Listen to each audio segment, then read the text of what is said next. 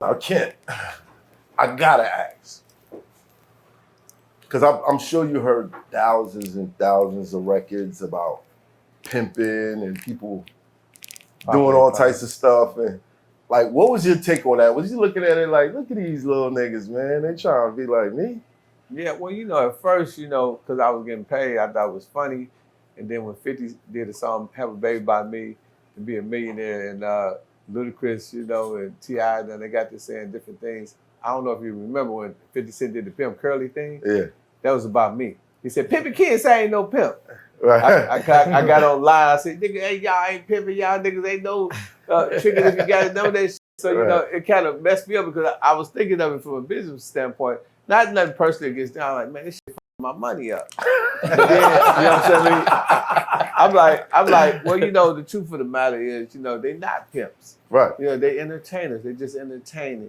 So a lot of times, you know, when I look at a young dude do a rap song, I say, oh, that's because they rap. Like, I was gonna tell you like how I first really got up on 50. So I'm riding and my little partner with me, you know, may rest in peace, Paper Chase.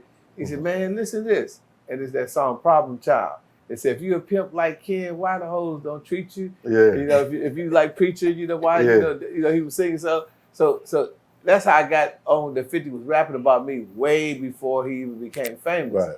So another partner of mine, he pulled up and said, say man, 50 gonna be at the Embassy Suites on P Street. I said, yeah. I said, Dave gonna get him. Dave was our homie, man. He rest in peace too. You know what I'm saying? So he said, Dave gonna hook. So I hooked up and I seen 50, and it was like, you know, like you see the ghost. Yeah. And man, we been cool. Man, we went up, we did a movie. We left from there. I went on tour with him. And the reason why I started, I ain't never told this about that.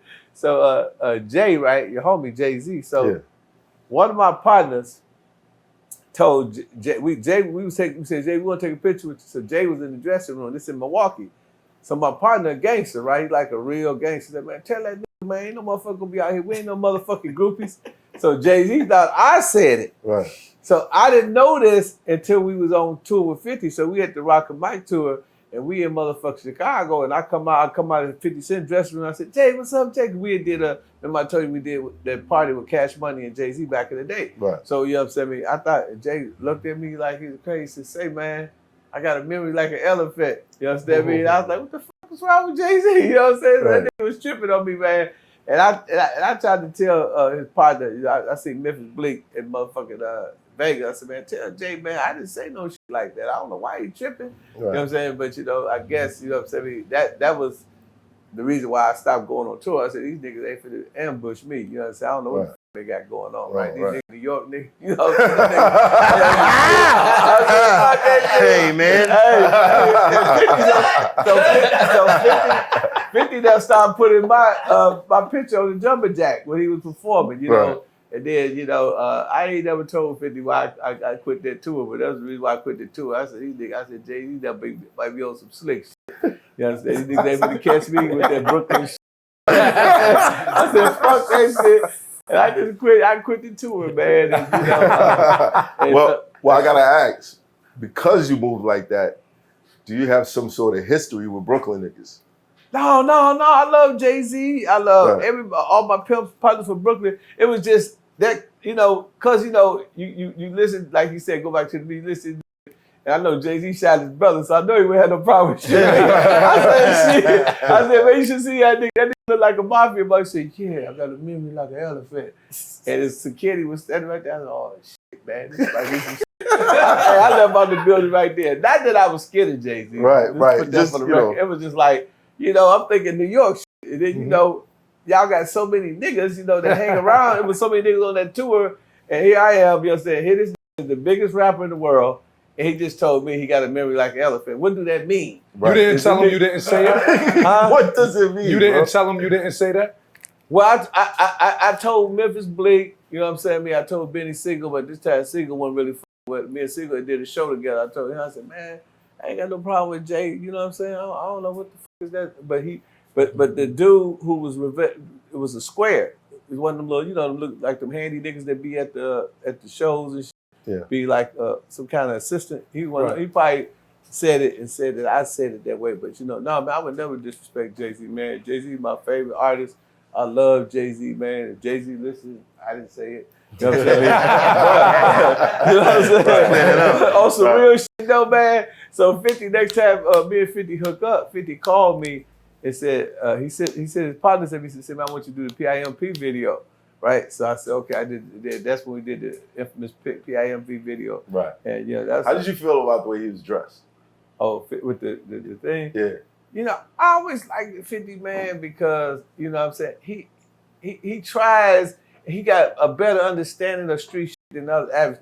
If I was a rapper, I would have dressed the same way. I would have wore a hat and stayed with my G-Unit shoes and a little t-shirt. I thought that was kind of cool. Right. Matter of fact, he gave me the shoes that he wore. He signed them to my kids that day. Dope. You know what I'm saying? So, you know, I like 50, man. I'm tell you why I like 50. This ain't no 50 on 50 jock. Let me just say this before something else get misconstrued. The only reason I'm asking is I saw how he dove into the Pimpin Curly look, and I was like, damn, why you do that for the video? Why you had to? But he called me though. Mm-hmm.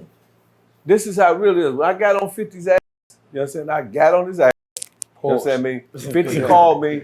He said, Ken, what's happening, man? I said, what's up, 50? He said, ain't no problem, is it? I said, no. He said, we gonna have some fun with this? I said, yeah. And that's when I learned, you know, who 50 was. That's why I said, man, don't know. 50 is a marketing genius. Right. A lot of his shit is strategized. You know what I'm saying? Right. And would never know that he had called me before he did that motherfucking skit and said, man, Pimpin Ken say ain't no motherfucking pimp. What you thinking? I got a big coat out there. What you think? Ain't you the pimpin'? Right. And so I was laughing and shit, you know, but I knew it was. And so my niggas, they thought it was some crazy shit. So my niggas was texting me and shit, said, man, 50 gonna get you and shit like that. And I'm texting 50 back. I'm like, yeah, nigga, you know, I know you in Canada, nigga, you know what I'm saying? You know, I'm just texting him like nigga, I'm up on it. It's 50 price. It's cornball, you know what I'm saying? This old nigga tripping, you know what I'm saying? But my niggas was getting in my head. And they were trying to make me think that 50 was trying to set me up or had a beef with me. But I seen, man, 50 playing time. Who Kid, we was at my man, what's that dude name? Baby was at his party in Shreveport, was it Dallas? It was in Dallas. And man, Who Kid came and got me, took me back. And I had this big ass ring on. It's like a teardrop. Like, oh, Pimpin', you know. So, you know, he played for, you know, and then he let me come to what's that place he had? This is 50 with Jack Thriller. In the city. Yeah. So he let me come on there and I signed Jack Thriller. Yeah, and I signed the book out to him. So, you know, it wasn't no beef or nothing like that. It was just, you know, I'm from a killer town. I don't trust no motherfucker math. I mean, it's like where I come from, it'd be a lot of bullshit. So, you know what I'm saying? I move, you know, a certain way. You know what I'm saying? It's like, niggas ain't gonna catch me slip. I'm 60, man. I've been shot 5 times. So, you know what I'm saying? I take this shit serious. You know what I'm saying? Right. All my niggas, you know what I'm saying? I'm not trying to brag on the killer. They all straight killers. You know what I'm saying? All my niggas I grew up with, they straight killers. So, you know, we think different than the average nigga.